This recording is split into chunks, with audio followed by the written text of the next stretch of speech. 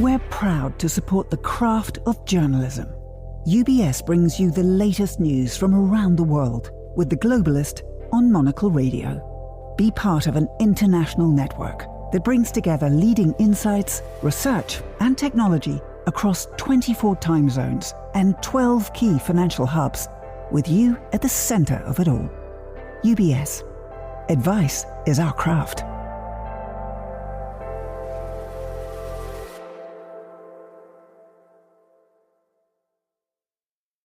You're listening to The Globalist, first broadcast on the 2nd of June 2025 on Monocle Radio. The Globalist, in association with UBS.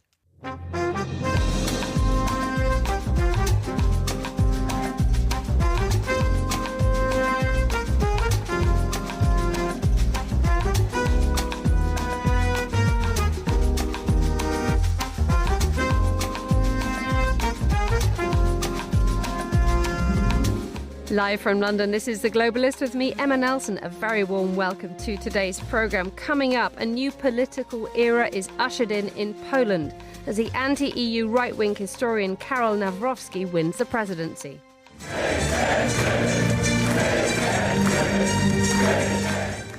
We'll examine the far-reaching repercussions of the right wing continuing its grip at the helm.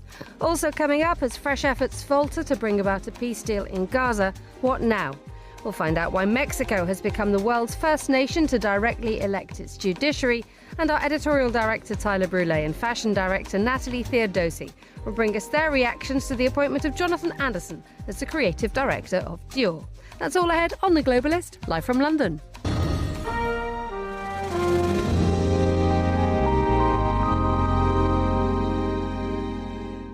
First, a look at what else is happening in today's news. Ukraine has said it's used drones to strike more than 40 Russian strategic bomber aircraft in an attack launched from within Russia. Meanwhile, the attack hasn't derailed talks between Russia and Ukraine. The latest round is being held this week in Istanbul. And thousands of people have marched through the Hungarian capital Budapest to protest against a media law they say is the latest attempt by President Viktor Orban to muzzle dissenting voices. Stay tuned to Monocle Radio throughout the day for more on these stories. But first, the right-wing anti-EU historian Karol Nawrocki is to be Poland's next president, beating the Liberal mayor of Warsaw, Rafał Trzaskowski, by the closest of margins. Official results show Mr. Nawrocki took just 50.89% of the votes in the runoff. The presidential candidates were offering two very different visions of Poland, one pro-EU and liberal and the other radical and right-wing. The vote has a huge impact on the way Poland approaches its role within Europe, with this election being viewed more widely as a global political bellwether. Well, I'm joined now by Alex Szkabiak, who's Professor of Politics at the University of Sussex and author of the Polish Politics blog. Good morning, Alex. Good morning. I think this is one of the closest elections that one could ever call, couldn't they? Because it has only just been confirmed that Mr. Nawrocki polled marginally over 50%. That's right. And in fact, in the exit poll, Mr. Trzaskowski was declared the winner, and indeed he declared himself the winner at his election night party. And I think it is very close, and it reflects the fact that Poland is absolutely divided down the middle, and that divide runs very deeply, and its Polish society and politics is very polarized around these two very different visions of how the country should progress. And as the elections trickle, the results trickle through, it appears that this division is no longer the traditional one that many would assume to be between urban and rural. This is something which is societal.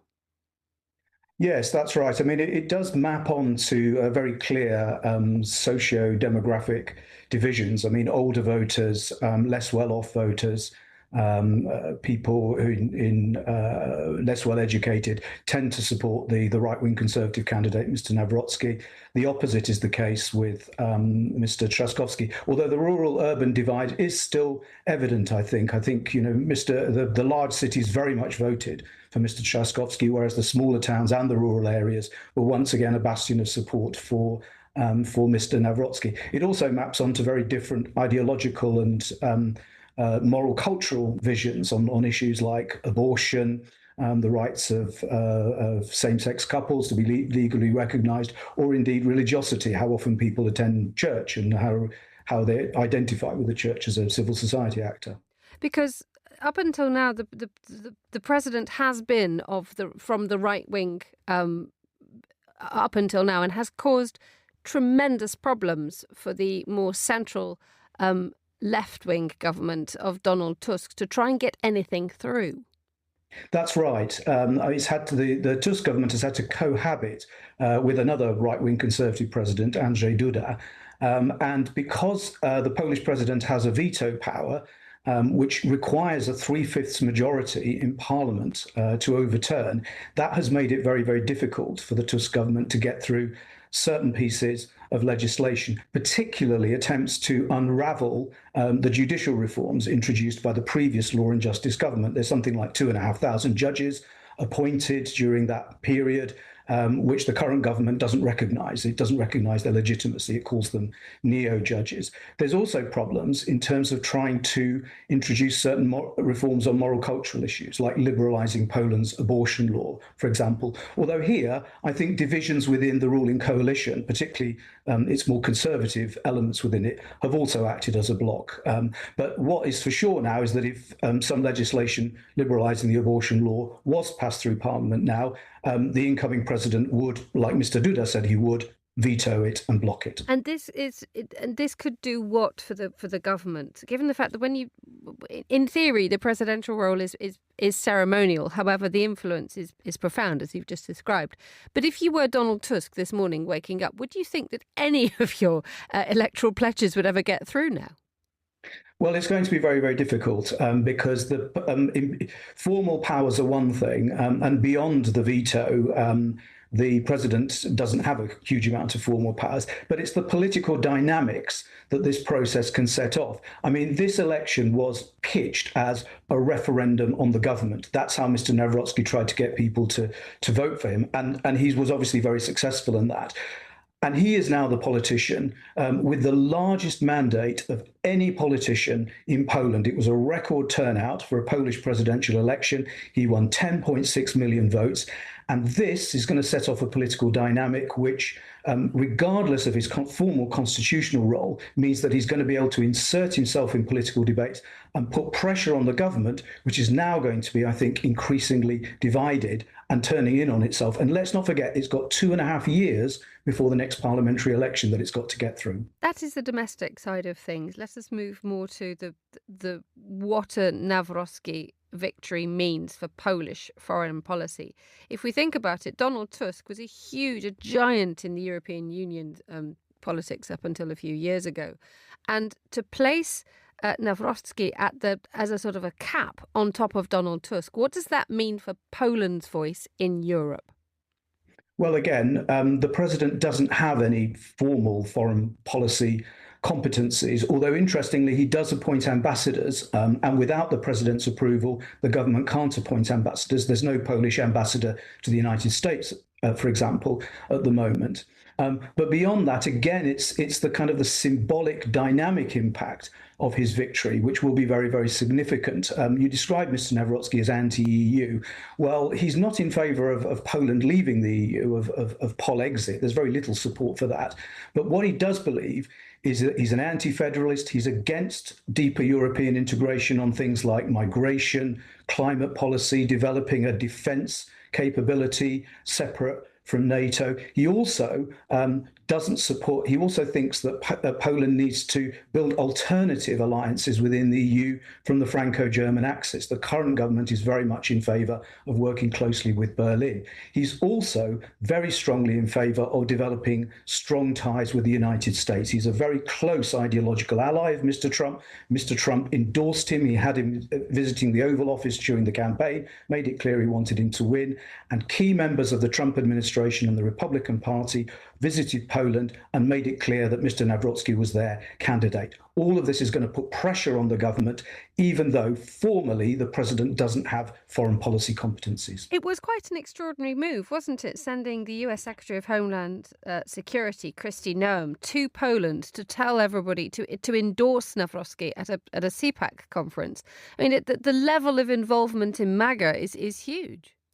Well, that's right. And they are clearly very, very close ideological allies and want to work very, very closely together. Interestingly, as well, those Republican politicians also expressed some concerns about the way that the Polish election was handled. Particularly, they made allegations about foreign interference in supporting Mr. Trzaskowski's campaign through the social media, and articulated those concerns to Brussels, to the EU. So yes, I think there is clearly a very, very close alignment here between the incoming president and the Trump administration. And I think if you're to kind of view the election in bigger global terms, they are mobilizing very, very similar social bases and social forces. It is the triumph or a triumph of the insurgent conservative right against the kind of liberal centrist establishment. And this is a playbook that we're seeing in countries throughout Europe and indeed in the United States. Indeed. And we're seeing the congratulations and the support coming thick and fast from Hungary's Viktor Orban. And we also had an involvement in campaigning from Romania last week. We had both the left and right wing candidates in the Romanian presidential elections, which went pro-EU, EU and liberal. They fought hard. So this was a sense, wasn't there, that everybody, not just Poland, was looking to see which way politics could go. I mean, the fact that it has gone towards the right-wing Eurosceptic presidency, what does that suggest about the way that the political directions could be turning in a more widespread fashion within Europe?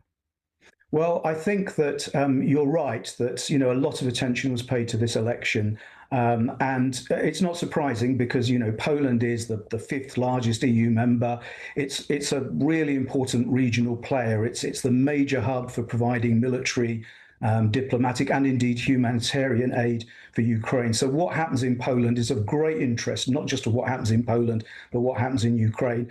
I think it's always a temptation to kind of identify global trends and say, well, this shows that, this particular side is moving forward or retreating. But I think the key thing here is to show how divided Poland really is. I mean, if this had gone a few 100,000 votes the other way, indeed the exit poll suggested it would, we would be having a very different conversation this morning. We would be talking about the triumph of Mr. Tusk, the triumph of the liberal centrist establishment. I think what this tells us is not so much that there is a wave one way or the other, but that these are the social forces around which divisions in Europe are increasingly developing. This is what we saw in Romania last week. It's what we're seeing in lots of West European countries, indeed in Britain with the rise of reform, a major insurgent right-wing challenger. These are the kind of mobilizing very, very similar kinds of social forces. So I think this is what this election tells us. It tells us a lot about Poland, that it's very divided, it's very polarized, and the two sides are very evenly matched. But it also tells us about what's happening in the rest of Europe in the sense that, these are the kind of forces that are dominating increasingly European politics. This is where the political energy is, and this is the key divide that's dividing politicians and publics in Europe. Alex Szczerbiak, thank you so much for joining us on Monocle Radio. This is The Globalist. Craft is its own reward, which is why at UBS we're honoured to work alongside over 50 of today's leading Nobel laureates, each an expert in the art of economic science, bringing you engaging discussions, actionable insights, and inspired solutions, all focused around the questions that shape our world today. For a better outlook, find a Nobel perspective. UBS. Banking is our craft.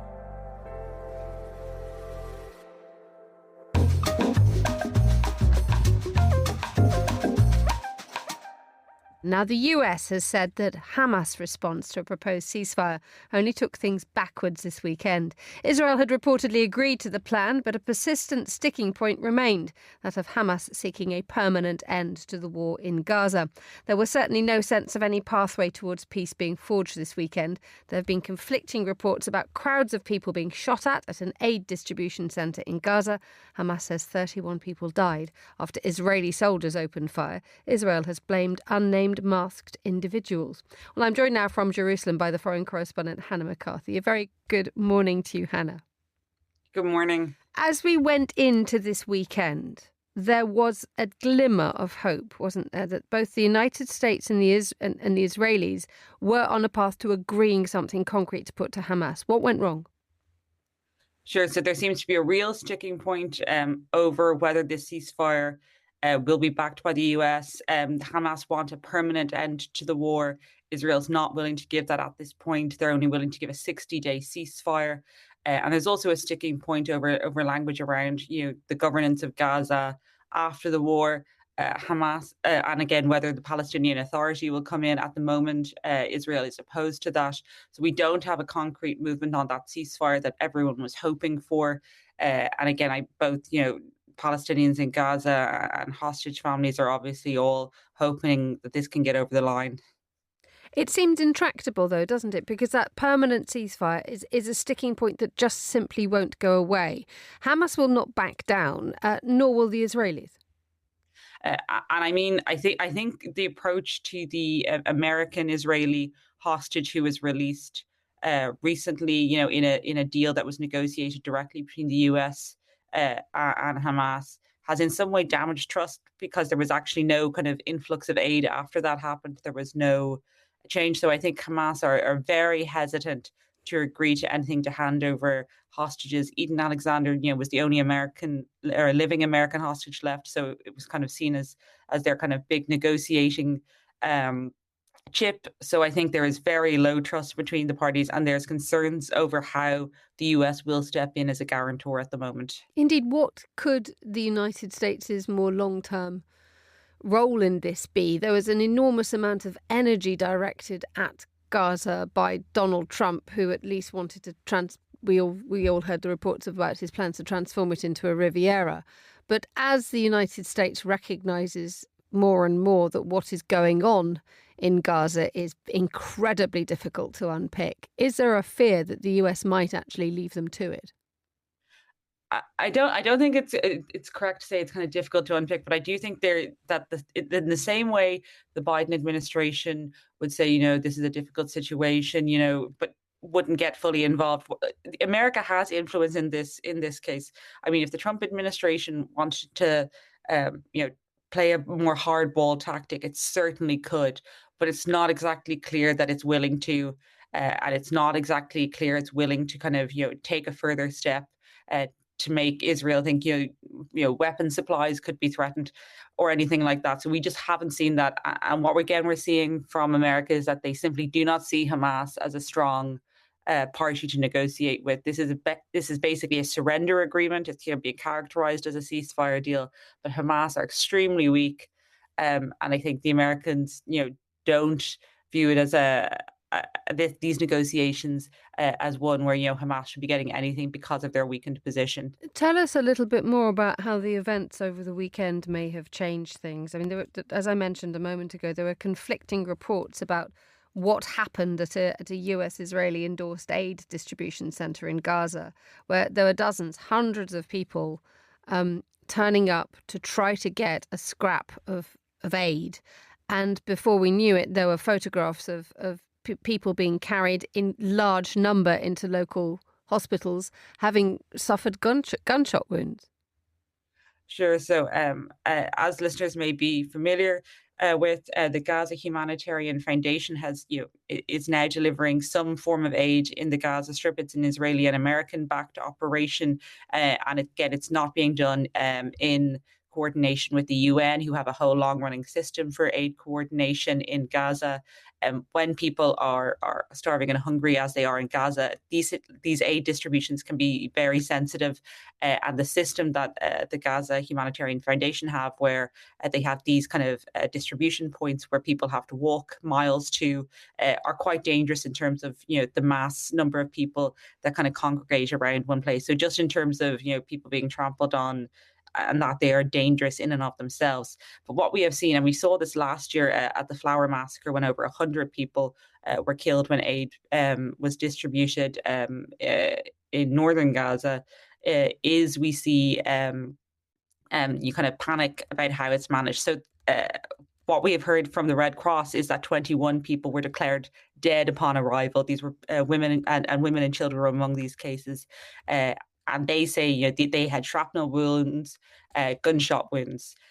So the IDF has immediately denied that it is responsible for those deaths. But what we've seen from video footages, what we have seen in the past is that Israel has used live ammunition as crowd control. And again, given what happened at the flower massacre and given what happened at the video or on the video footage we've seen circulated online, the IDF did release one video that it was impossible for the BBC has not verified it. It was not time stamped, and they are suggesting that Hamas or unnamed gunmen shot at the civilians. So again, it is. There are these two narratives going, and again, because there's not foreign media allowed into Gaza, it is slightly harder to come down on a hard conclusion. But certainly the evidence, and given what happened before last year, the suggestion is that Israel fired on this crowd. Hannah McCarthy in Jerusalem, thank you so much for joining us. This is The Globalist.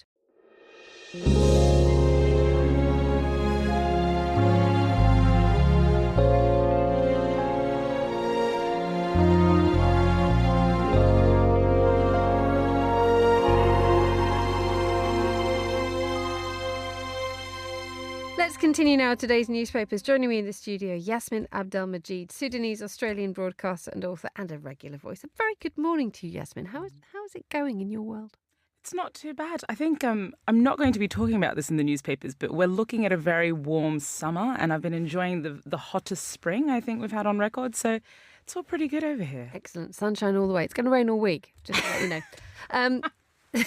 It really is. Let's have a look at the papers. What have you spotted? Huge announcements today expected in British defence.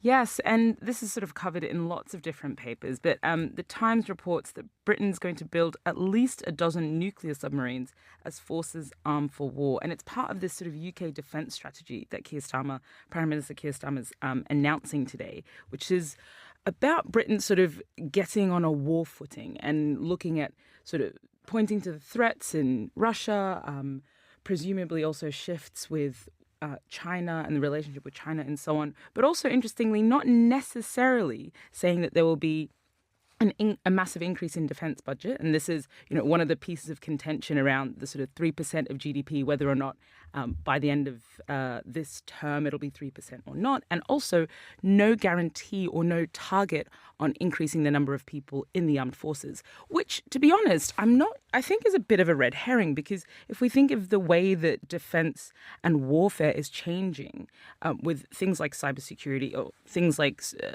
war kind of happening more in the online space and a lot more remote, you don't need fighter pilots, you can use drones. The actual way that war is happening is changing. And so I'm not sure if the focus on the number of people in the armed forces is as useful as it might be in the past. Indeed, despite the fact that they're going to build a dozen nuclear submarines. I mean, that has a sort of a real hot war connotation, doesn't it? That it's quite surprising, the scale. But the level of investment by the United Kingdom is very much under the spotlight. When you look at the NATO partners and indeed the calls from the White House demanding that each country step up, 3% is being seen by lots of other nations as simply not enough. Yes, and this is one of, I think, the points of contention across kind of Europe at the moment. Now, this submarine defence plan is part of what Starmer will pledge as a £15 billion investment in the UK's kind of sovereign nuclear warhead programme, and it's part of also the AUKUS strategy, which is sort of between Australia, the United Kingdom and the United States. But generally, we're seeing across Europe this kind of shift towards putting more in. I mean, the UK is in a tricky spot, though, in terms of how much cash and how much investment it has available for defence, when across the board, Keir Starmer's Labour government is struggling to fund all sorts of promises, struggling to keep up with its fiscal rules. So I think it's a question of they're trying to sort of position, but not necessarily be able to back it. Let's move to Sudan, and the transitional government has been dissolved. Just explain to us where we are up to with this continuing crisis. A huge sigh emitted by you. Yes. Sorry, that's a little personal one there. So what's going on at the moment is the Sudanese armed forces, who has kind of been, the side of the traditional army and so on has been making moves to try to position themselves as the legitimate government. So some days ago, they newly appointed a Prime Minister, Kamal Idris, and there hasn't been anyone appointed in this role since 2022, when Hamdok who was the sort of Prime Minister tasked with the transitional period, was in place. And so this newly appointed Prime Minister, Kamal Idris, who is appointed by the Sudanese armed forces ostensibly, has now dissolved the current government, which again is not necessarily a legitimate government, and tasked the security generals with continuing government duties until a new administration is formed. Now, the situation is thus. The Sudanese armed forces is now sort of meeting and positioning themselves as the legitimate Sudanese government. And what they are able to do, because they're sort of turning up in international meetings and so on, is almost force the international community, or it appears they're trying to force the international community to accept them as the legitimate government, and then also positioning the Rapid Support Forces as the rebellion. That's how they're now talking about it, the rebellion. And it's a sleight of hand that I think we need to be aware of, because what we're seeing is the complete the success, you might argue, of the 2021 coup. And obviously civilian movements and civilian leaders who had a successful revolution in 2018-19 are really trying to push back against this move and saying that, again, remember, this is not a legitimate prime minister. This is just the armed forces positioning themselves. The next story that you wanted to bring our attention to is an article actually on the Reuters website about Asia's factory activity shrinking. Are we assuming that this is a direct result of the tariffs war? That is what the reports are saying. So the US tariffs are beginning to bite. Asia's factory activity has shrunk in May, soft demand in China, and the impact. So it's both the impact of US tariffs and the sort of soft demand in China. And also what we're seeing, so Japan and South Korea had their manufacturing activity contract. And, across the board, Asian economies are making little progress in trade negotiations with the US. And we've seen Donald Trump, again, threaten increased tariffs because he feels like the negotiations aren't going as quickly as he'd like. And so with this level of uncertainty, with things changing week to week, it's difficult for Asian countries and these manufacturing powers to actually make decisions with certainty. And it is an interesting point that one wonders where Asian factories are now going to go, given the fact that so many countries other than the United States depend on Asian manufacturing, and yet they're all having to pivot in different directions. Exactly. And what we're actually seeing is that a lot of the products are therefore flooding other markets, also then decreasing or driving down prices. On Friday, Trump said that China had violated a two-way deal to scale back the tariffs, and China contended it had maintained communication. And so then Trump announced this doubling of worldwide steel and aluminium tariffs to 50%. And so you've got a sort of flooding of products and so on in other parts of the world. You've got this uncertainty, therefore, and also this increase because of the inability of Asian countries to sort of arrive at a situation with the US that Trump is happy with. It therefore continues to impact other markets. So this 50% steel and aluminium doubling, that's already sort of reported to be having an impact in Europe, for example, and so on. Let's move on to a story that you want to draw attention to in France 24 about how Madrid Airport is becoming the location as a refuge for homeless people. Yeah, this is quite a sad story, actually, because it's reported now that Madrid Airport, especially, so there's a combination of things happening. One is the soaring rents in Madrid and in other cities in Spain, Barcelona, and so on. Plus, I would say sort of the impact of climate change and, the accessibility that people have towards housing, but also the fact that people are looking for places to live and there isn't enough social housing. And so they're using Madrid Airport as a place to sleep. But 38% of the people who are sleeping using Madrid Airport as a place to sleep actually are working. So it's not just people that, have been unhoused for a long period of time. It's people who literally cannot get access to rents and so on. And it's become a bit of an issue because the airport is state-owned and, it's a state-owned company that manages Aena, the state-owned company that manages Spanish airports, has been blamed for mishandling this humanitarian situation. And of course, this piece in France 24 is talking to a specific Peruvian worker who's sort of telling the story of what it's like to have to go through security, for example, in order just to find a place to sleep. But, it's seeming that this has now become a bureaucratic or a political football between the airport and the government and so on, as more and more people are starting to use the airport as a place to sleep. Yasmin Abdelmajid, thank you as ever for joining us. Let's have a look at some of the other stories we're keeping an eye on today. Ukraine says it's used drones to strike more than 40 Russian strategic bomber aircraft in an attack launched from within Russia. The short-range drones took off from lorries parked at air bases as far afield as Murmansk in the north. Sources say the attack took a year and a half to prepare. But the attack has not derailed talks between Russia and Ukraine. The latest round is being held today in Istanbul. And thousands of people have marched through the Hungarian capital Budapest to protest against a media law they say is the latest attempt by President Viktor Orban to muzzle dissenting voices. They marched in silence, many with their mouths taped shut. The legislation would enable the government to blacklist media and NGOs that use foreign funding to influence public life. This is The Globalist. Stay tuned.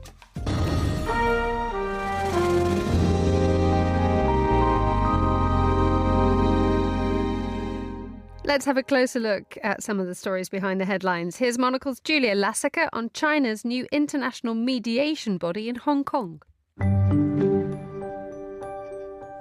China likes to flex its hard power with domestic military parades and frequent South China Sea flyovers, but it has also found a softer way to show off its muscles.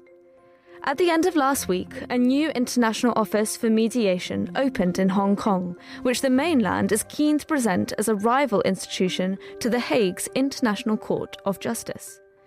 The ICJ and IOMED may be slightly different beats.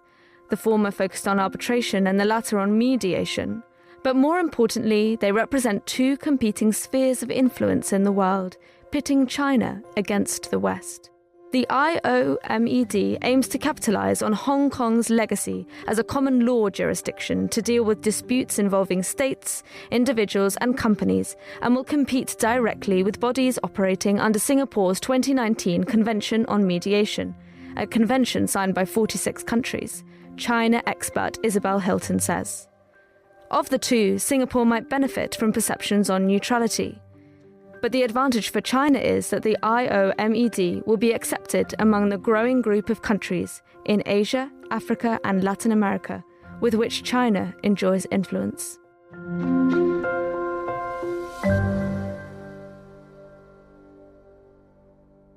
And my thanks to Julia Lasaker for that. For more from Monocle's editors and correspondents, sign up for our free daily newsletter, The Monocle Minute, at monocle.com/minute.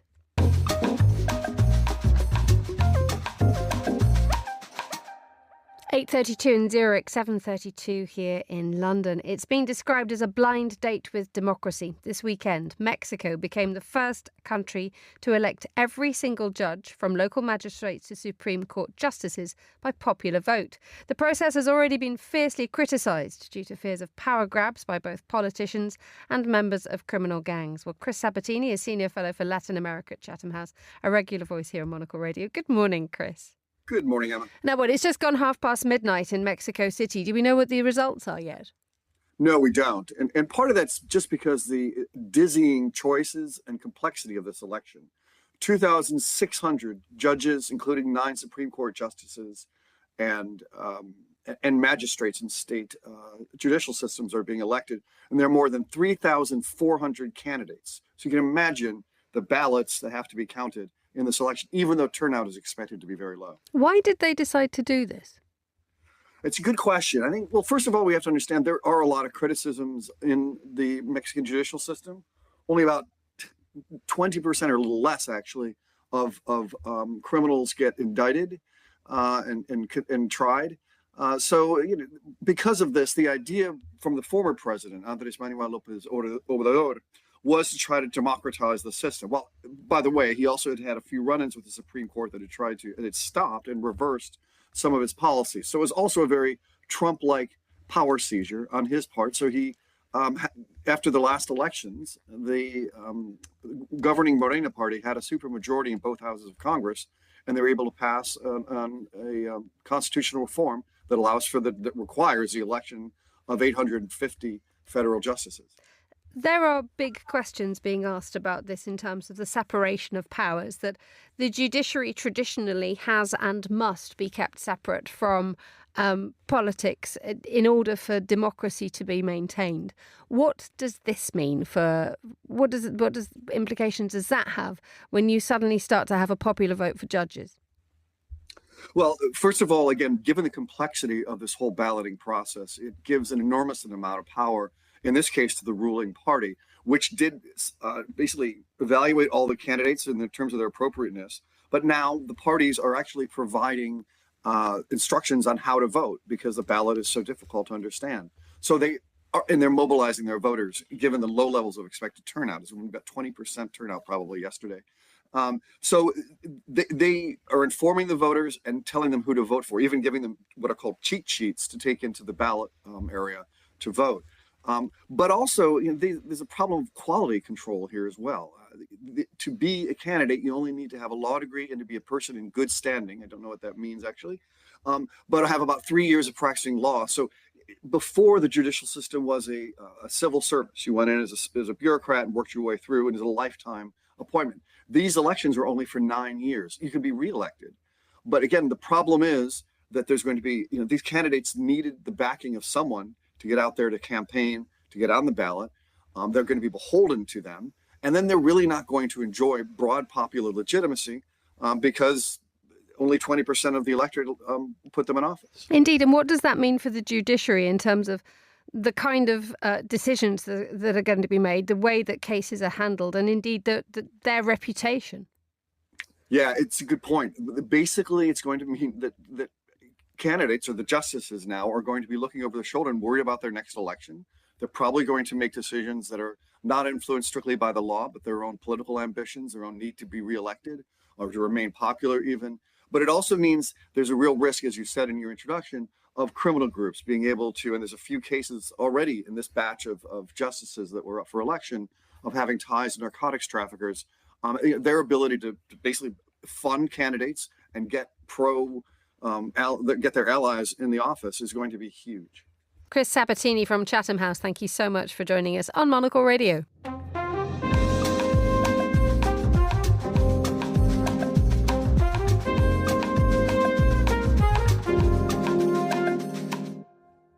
Now, the designer Jonathan Anderson has been confirmed as the creative director of the fashion house Dior. In a widely expected move, the Northern Irish designer will show his first women's ready-to-wear collection during Paris Fashion Week in October, and his debut with Dior menswear will be shown later this month. Well, I'm joined by Monocle's fashion director Natalie Theodosi and by our editorial director Tyler Brulé, who joins us on the line from Lisbon. A very good morning to you both. Good morning, Emma. Natalie, let's begin with you. This is no great surprise of an announcement, is it? Let's be fair. Exactly. I think, especially within the industry, it was widely known. Everyone was just waiting for an official announcement, but it has been confirmed. And actually, Jonathan has been working on the collection since February and putting his team together. And we will be seeing his first menswear show just at the end of this month. How exciting an announcement is this for one of the huge fashion houses of the world to actually take on someone who has had brilliant success stories at Loewe? Exactly. I think we have been on this show and together talking about a lot of different reshuffles within the creative industry. But this one is particularly exciting and interesting because Jonathan Anderson actually left Loewe on a real high. He really transformed a business he joined a decade ago, just aged 30, and transformed it from a dormant business into a 1.5 billion euro fashion house that's known globally. And now he's taking an even bigger challenge. And what everyone is talking about and is interesting is that it's the first time that a creative director is overseeing men's and women's wear, and it's a whole new strategy of one Dior, they're calling it, of establishing better coherence across the two departments. Indeed, because he succeeds on the women's wear side, Maria Grazia Chiuri, and Kim Jones is on the men's side, two very different visions for the brand. And Maria Grazia Chiuri being credited with having a very feminine and female approach to Dior. To have Jonathan Anderson at the helm, are we looking at a more united vision of what Dior will stand for?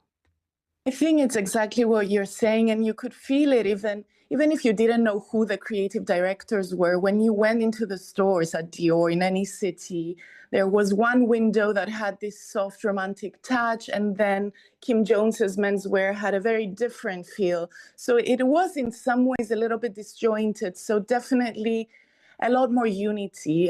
When you look at Jonathan Anderson's men's and women's wear for Loewe or for his own brand, JW Anderson, he always had some references that he interpreted differently, but there was always kind of dots being joined and a common thread. So I think we will be seeing that a lot more. And what Delphine Arnault, the CEO of Dior, has also said is that they're also joining forces in the way they're communicating in campaigns. So that's also going to change. Are we going to see any remarkable departures in style at Dior? Because J.W. Anderson, or Jonathan Anderson, was revolutionary in the way that he reshaped and reformed Loewe. He was very ambitious and radical in his creativity. Dior has a heritage to it which cannot be tampered with too much, one would argue.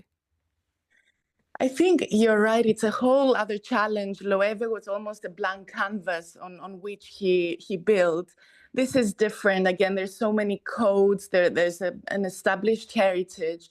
But I think he will still surprise us and give us novelty in ways that are unexpected. Apparently, he's been spending a lot of time looking at the archives and has a real affinity for the Lady Dior, which is one of their signature bags, and he's been playing with different codes. So yes, it will be different in how he designs, but I'm still quite confident there will be a lot of novelty.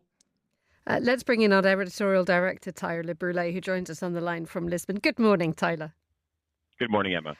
The reaction, this was broken this morning in an exclusive interview with Delphine Arnault in the Figaro, and the first thing she said was, Jonathan Anderson is the most talented designer of his generation. Is that a fair assumption? Yeah, I think some people at other luxury houses, and not even just luxury houses, I think there'll be other designers and watchers certainly raising a few eyebrows.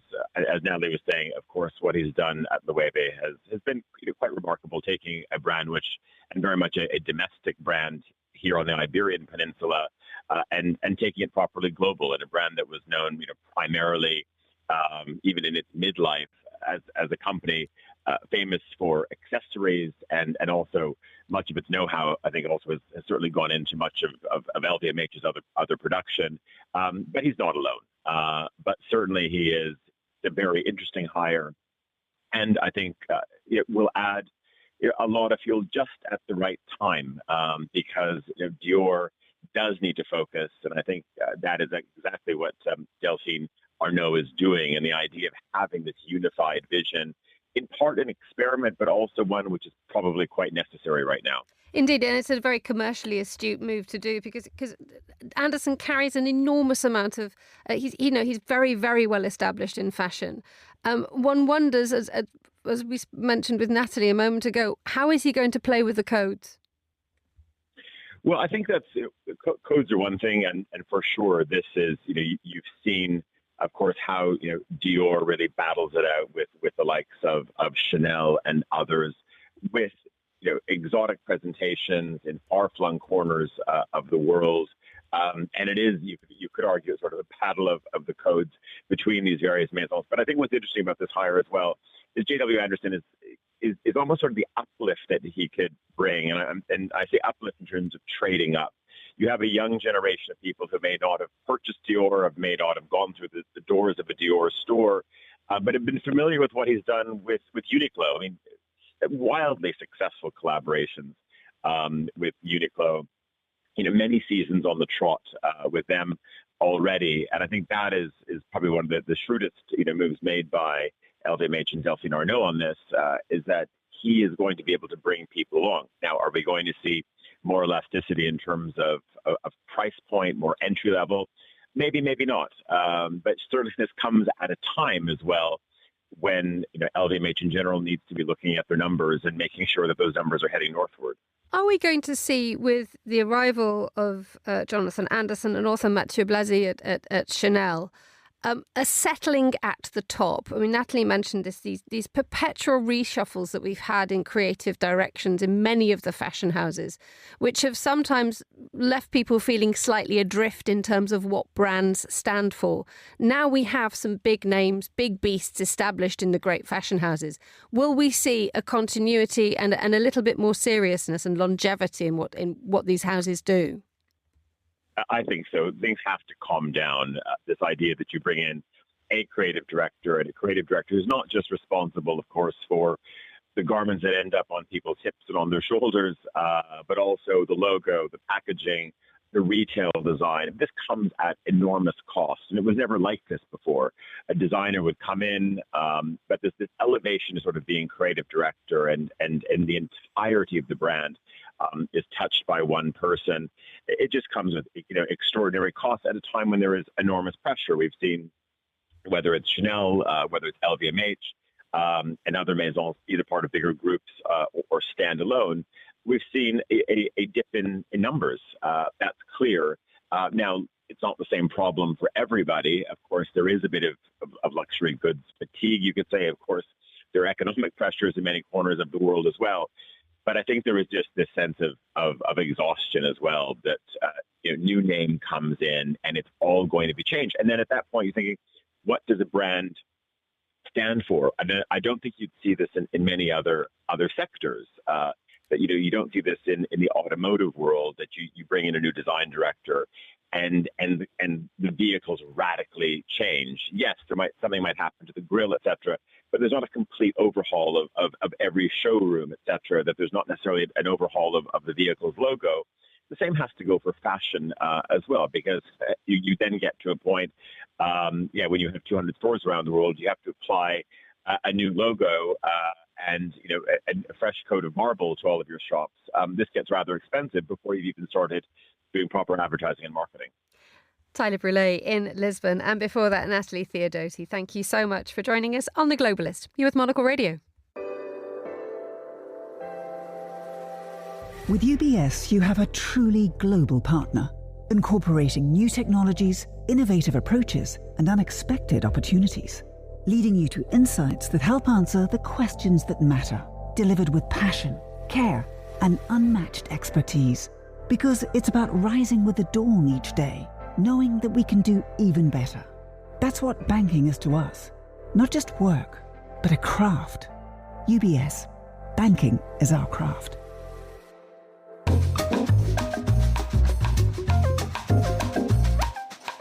Let's enjoy some news from the Gulf. Joining us on the line from Dubai is a journalist and writer, Mustafa Al-Wawi. Good morning, Mustafa. How is it going where you are? Good morning, Emma. Yes, it's very, very hot and very busy here. Has it suddenly, when does the furnace suddenly get going? Is it about now? I mean, someone's stoking it, so right now. Okay, yes. Good luck. Let's talk about a story in the National about the rise of education where you are. Obviously, it's an area of the world that's moving dynamically in so many places. But to have UAE universities now suddenly making a pitch to be the next generation of Harvards, that's quite something. Yes, and this is related to a story about the latest university rankings that have come out and showing that a couple of the institutions in the UAE have moved up the rankings. So Khalifa University's jumped 30 places to 846th in the World University Rankings, and also United Arab Emirates Universities climbed 91 places to 1,022.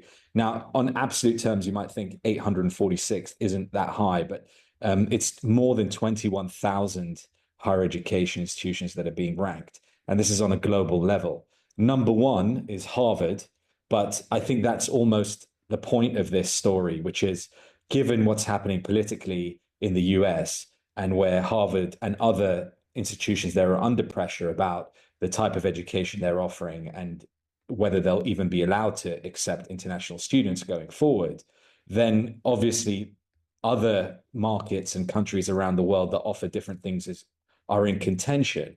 But also that's only the tip of the spear, because with AI, as well as other, rapid transformations that are happening to society, including, a lot of young people even questioning whether universities are the right choice for them now, then it gives a chance for other countries like the UAE to kind of put their flag at the top of the mountain, if you like, and say, look, if you're going to go to university, maybe the UAE is somewhere to consider, as well as obviously providing better services and education for people who already live here. Indeed, and there is that advantage that so many universities for so long, since forever, have complained about lack of funding.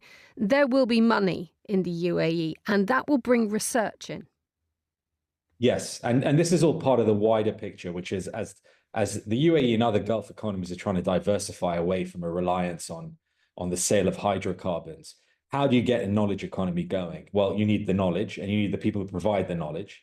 So it's research and development, scientists, experts in the universities. And with that, you build a real ecosystem. So if we think about whether it's Harvard or Berkeley or, some of these famous places in the US, Stanford, that have these sort of hubs of research and innovation where brains are sort of all coming together and creating that gravity, that's essentially what is being worked upon here in the UAE. And there is a chance over the next generation to really make strides. Let's move on to a story in the National that you wanted to draw our attention to about the first Fly Dubai flight to Syria in 12 years has landed in Damascus. This is important because anyone who's been following geopolitical events in the region over the last few months would have seen that there is a collective effort on behalf of Arab countries to help Syria get back on track in sort of now that the fighting, the war is effectively over. There is, a lot of question marks over how that reconstruction can be funded, who will be able to fund it. But certainly the UAE and other countries are showing willingness to try and help. And so really putting the first Fly Dubai flight back to Damascus from Dubai is sort of a manifestation of that will, if you like. It's a very practical step forward, trying to get things back to normality. And there's a lot of demand for not only for expat Syrians, but for other people to go to Damascus and see what's happening there. It's a bit of an early stages, so we don't know, but certainly these moves do help. And a quick mention of a story from China Daily, the fact that Chinese tourists are absolutely loving where you are. Chinese tourism is kind of the holy grail, I think, for many markets where there's huge numbers, but also it's quite difficult because it does, maybe the tourists don't operate in the same way that they do from other markets. So Abu Dhabi in particular has been out there in China, and they were just at this event in Shanghai, signing partnerships with various organizations, government and otherwise, to show how they're creating a framework to make it easy for Chinese travelers to come to Abu Dhabi. And it seems from the data that's available that the first 9 months of last year, there was an 85% increase in the number of hotel stays by tourists from China, which shows Abu Dhabi's efforts are succeeding. And again, coming back to the beginning of this conversation, there's a lot of uncertainty about where you can travel in the world these days. And I think here we're trying to remove some of that uncertainty and put a little bit of the comfort back into at least the psychological and emotional aspect of where you're going to go on holiday. Mustafa Alwari, thank you so much for joining us on the line from Dubai. You're listening to The Globalist on Monocle Radio.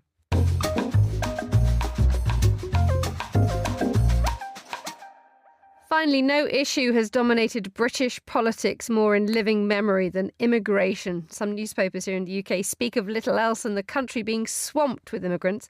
And last month, Sir Keir Starmer warned that Britain risked becoming an island of strangers. Well, one subject which doesn't hit the headlines quite so much is the number of people leaving the United Kingdom. Depending on which survey you choose to believe, up to 1 in 4 people plan to move permanently away. Well, joining me now from Dubai is the broadcast journalist and international presenter Rosanna Lockwood. Good morning, Rosanna. Good morning, Emma. Thanks so much for having me. Could you crunch the numbers for us? Who exactly is leaving and in what number? Well, I think, as you've highlighted there's a slew of headlines at the moment about billionaires and millionaires and high net worth people choosing to leave the UK based on new tax policy brought in by Starmer's government. However, there's also something else going on, which I'm finding particularly interesting as a journalist and somebody who's emigrated from the UK a number of times, which is the sort of burgeoning middle class emigrant numbers that we're seeing. Now, you've highlighted some of the figures there, but exactly that. According to some surveys, up to 25% of adults in the UK are considering leaving in the next year. Now, this was according to a survey by Currencies Direct. So take what you will. Of course, they're all into international remittance and the rest of it. But I think it's interesting because a lot of people are having this conversation, especially in their 30s and 40s now. These are sort of the millennial age bracket that are finding it hard to get on the housing ladder and to start families. So they're thinking, where else might I have a good opportunity? Could it be the UAE? Could it be Australia? We're seeing it anecdotally, we're seeing it conversationally, and now it's showing up more in the numbers as well. And I sort of started a project where I'm starting to look at why people leave in the UK, in what numbers, what's driving them to leave, and also the history of our immigration. Because I was unaware, I'm in my mid-30s, I was unaware that until the 1980s, the UK was actually a net exporter of people. More people left the country than came into it. And of course, immigration has been part of our history for thousands and thousands of years. But it feels like now we're in a sort of boom time again of more people tending to want to leave. Let's explore in a little bit more detail the reasons why people are wanting to leave. There's usually two elements to this, isn't there? There is the push away from one place and the pull towards another. So talk us through both sides. Right. So that's partly what I've started my Substack newsletter, Leaving Britain, to do, is to speak to people and find out what their motivations are. Because my motivation has generally been as an international journalist, because I get an exciting job opportunity in another country. And I've emigrated from the UK over the past decade to Singapore, Dubai 3 times, and Moscow, and I'm back in Dubai now. And when I speak to other people, I'm interviewing them currently about why they're leaving, what's pushing them. I'm finding increasingly people are talking about the issues in the UK, pushing them out, rather than, for example, an exciting job opportunity. Those are days of the great expat package, as it was known. We get housing and school fees and all this grand stuff. They're slimmer and slimmer. Now people are simply looking to leave. And when I talk to them why, it is for those exact reasons. It's housing costs, it's instability, it's a lack of being able to accumulate wealth for them and their children and their families. And it's people from all ends of the earning spectrum as well. I'm about to interview a truck driver who's been planning to move to Dubai for about 5 years now, and he's just waiting to take the leap. He's wondering about truck licensing regulations and things like that. So it's not just bankers and journalists and the rest of it. It's a whole slew of people. So I'd say increasingly now I'm seeing it's a push rather than a pull. Briefly, where do people now move to, given the fact that if you sort of look at the map and see where the options are, if you have decided, the European Union is now significantly harder to go and move into, given the fact that the Brexit put an end to free movement of people. We're looking at the United States, where we're seeing a lot of Americans coming to the United Kingdom to avoid the Trump administration. So where do the Brits go? Is it just Dubai? Dubai obviously is the main source, it seems to be, like, of people moving. And I think you were just talking in your previous segment to somebody who also lives here in Dubai. And the population here is set to double in the next 5 years. They're trying to make it as welcoming as possible, not just for Brits. There's about 240,000 Brits here in a population of close to around 4 million across the whole UAE at the moment. But further ashore, you're looking at more people, of course, moving to Australia. That's anecdotally much more popular.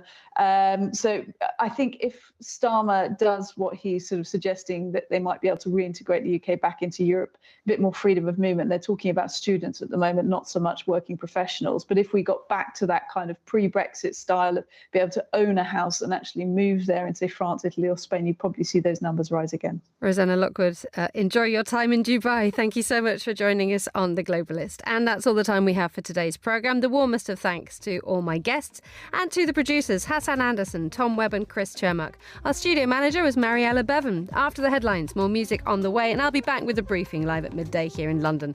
The Globalist returns at the same time tomorrow, but for now, from me, Emma Nelson, goodbye. Thank you very much for listening.